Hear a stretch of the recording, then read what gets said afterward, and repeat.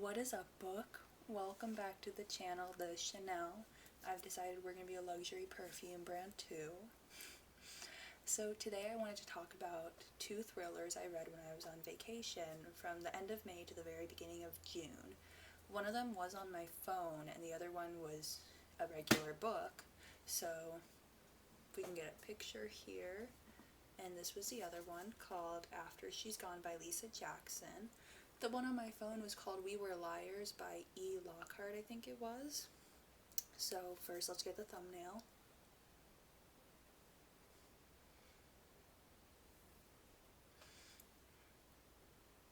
Okay, got it. So I wanted to really compare and contrast them because when I was reading them, I saw that they were both kind of thriller dramas, but they both handled it in very different ways. So first I'm going to fix my lighting a little bit.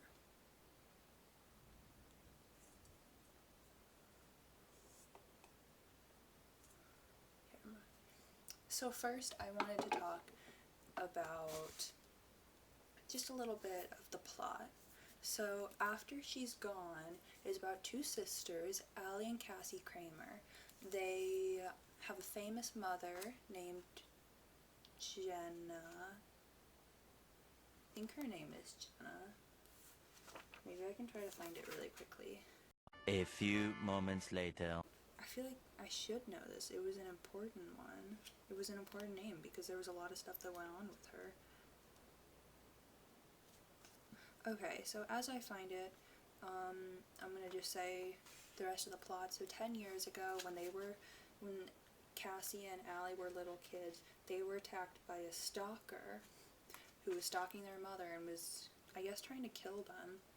And so, yeah, it's like storming outside my house. Just my house, though. Nowhere else, obviously. But, so, okay, I can't find the name for some reason. But, so, they were attacked, and they've kind of been traumatized by it. Yes, it was Jenna Hughes. So they're a little bit traumatized by it, and so Cassie tries to go to Hollywood, and she convinces Allie to come, but Allie is the one who really becomes a star, and Cassie starts writing plays and movie scripts, and so that puts a barrier, like resentment between the two. And so all of a sudden, Allie goes missing, and people on the set of her latest movie called Dead Heat start dying, and Cassie feels it's up to her to figure out who did it, who's doing it. And there's the perspective of detectives, there's perspectives before the people die, there's perspectives of Cassie's ex but not really ex-husband. So that's kind of a short plot summary. So, I mean, it's a lot. It's a lot of characters, it's a lot of plot points. So it's just a lot in general. Moving on, We Were Liars is about a girl who had something happen one summer when she's from a rich family, and she had something happen one summer, and she doesn't really remember it, but she's trying to.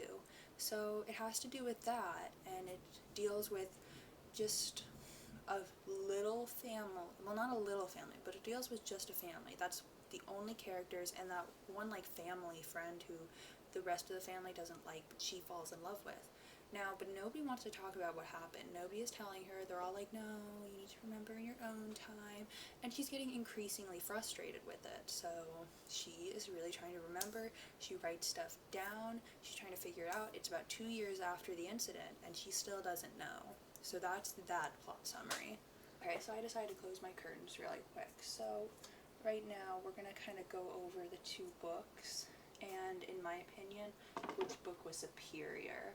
Now, okay, the light looks good. So I think one of the big things we can go over is that the plot of both of these had a lot of potential, and they both were good plots. After She's Gone, there were a lot of thrilling scenes in this one. There were a few when I was on vacation, I'd be on the edge of my seat, and someone who, because I went on a cruise ship, someone who worked on the ship would be like, what's going on? And I'd be like, oh, I'm sorry, I'm just reading this book, it's getting good. And so that was really good. And We Were Liars, to me, what made it so good was the pacing and the exclusion from the rest of the world, because it made me feel like I was on the island and I couldn't leave in a way. So that's kind of where the similarities and good things about one of them ends, because we're going to start getting into the characters now. After She's Gone has a lot of characters. A lot. And, like, it's too many to keep track of in this book.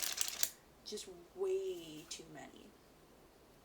And that's why I like We Were Liars in terms of characters, because it's just the family, and you do know the difference between all of them, because they have very stark differences from each other. One of the aunts wants the house. One of the aunts is really skinny and cries a lot. And you know the difference between all the kids too. So I really liked that, and you don't really forget the people when you're reading it.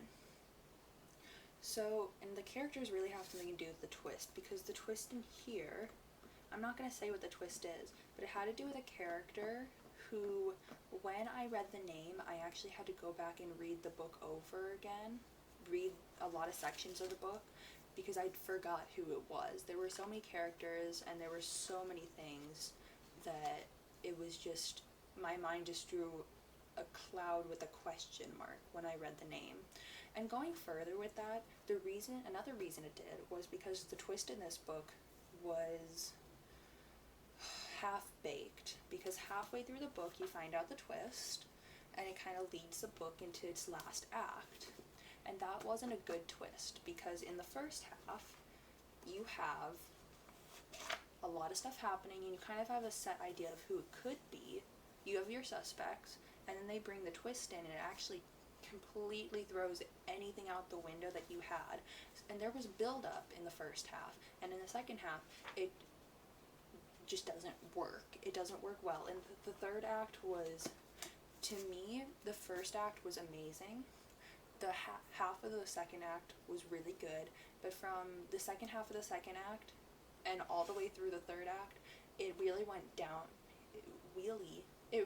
downhill then, because they're trying to put in this weird plot twisty thing, and it just doesn't work. Moving on to We Were Liars, though, the twist in you find it out very close to the end, and I liked that. And the twist was built up well, because I ended up rereading the book knowing what the twist was, and I could go back and be like, that's why she was doing that. That's why they said that. That's why nobody told her. So I think, to go back to this, I know I'm jumping around a little bit, the difference between the two books is that the twist in After She's Gone, you kind of got the twist halfway through. The twist in We Were Liars, it comes at the last 10%, which is good. You want a twist to come at the last 10% of the book, because then you don't have to, if a twist comes at the last half, let's say it came at page 300. This book has over 500 pages. You still have over 200 pages where you have to do the build-up. And if it took 300 pages to start doing another build-up, it's going to take more than 300 pages to get this build-up. And that's why the twist doesn't work in this. The build-up is too rushed. It's sloppy. It's not good. However, in We Were Liars, it has one build-up. What happened? What is the twist? And it builds up to it, and at the last 10%, it delivers. It doesn't deliver near the half of it. It delivers at the last 10-15 pages. The build-up, you are satisfied in the end. That is the climax. That's what I should have said. The twist. The climax of this book comes halfway through. The climax of the other book comes near the end. And the build-up for it is not ruined by the climax, because it was always hinted. The climax was always hinted by the rest of the book. And when you read back, you can see that it was. In this one, you cannot see, because it goes off another course for about 200 to 300 pages after going on a set course where we thought that the character was going to go through this journey. It is not subverting expectations in this one. This is just, I want to surprise people. And that's my problem with this. This doesn't subvert expectations. What this does is this is just supposed to be like, surprise. It doesn't make sense. Now, I'm going to move on to another thing I mentioned. Not that I mentioned. Another thing that I was concerned about was plot holes. There is a big plot hole, and it is revealed that something happened in the very beginning, but I'm not going to say what it was. But somebody Cassie knew and was very close and in love with, something happened to them. And by the end of the book, I wanted to know the story. I wanted like a little flashback with it, and you never got it. It was, and this is a standalone. This is a standalone. There's, as far as I know, there's no sequel. If I find one, I'll read it and let you guys know.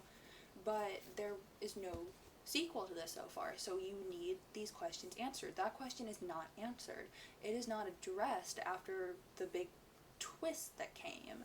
And We Were Liars, though, because it knows at the climax that we've been waiting for something, because the buildup has happened, what it'll do is it's closing up every plot hole. This is why this person was getting sick and couldn't leave the island. This is why this person is doing that at night. This is why nobody's telling you what's going on. And it's not because it's too hard to say. For some of them, it's because we actually can't tell you. For some of the family members, yes, it's too heartbreaking to have to admit what she went through. Because it looks like at first she just comes out of the water and she's shaking, she's cut all over, so it looks bad, and nobody tells her anything. But what happens is near the end, when the climax comes and when the resolution kind of starts, every plot hole, every plot point is wrapped up. Questions are answered. There, as far as I know, there's no other book of We Were Liars, and there's no other book of After She's Gone. But as After She's Gone, as this one doesn't conclude the entire story, this one does, because it knows that there's not another one coming out. Because if there was, what would it be? It would not be anything, because the climax has happened. We know the twist. That is why I do prefer We Were Liars. That is why I think it is a more well-rounded book. That's why I think it's, in general, just better. Now, is this an awful book? No, it's not an awful book. Because like I said, the first 300 pages, I was on the edge of my seat. End of my seat, too. For the first 300 pages, I was hooked. It's the twist that ruins it. Because the twist just makes it all go down. It doesn't resolve itself.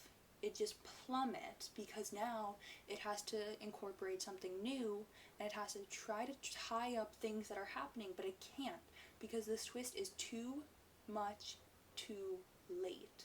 It would be fine if it was a little twist, like, oh yeah, like this person, we found out that they might have a motive. It's not that. It's a huge twist, and it's too late in the novel for it to be a good one.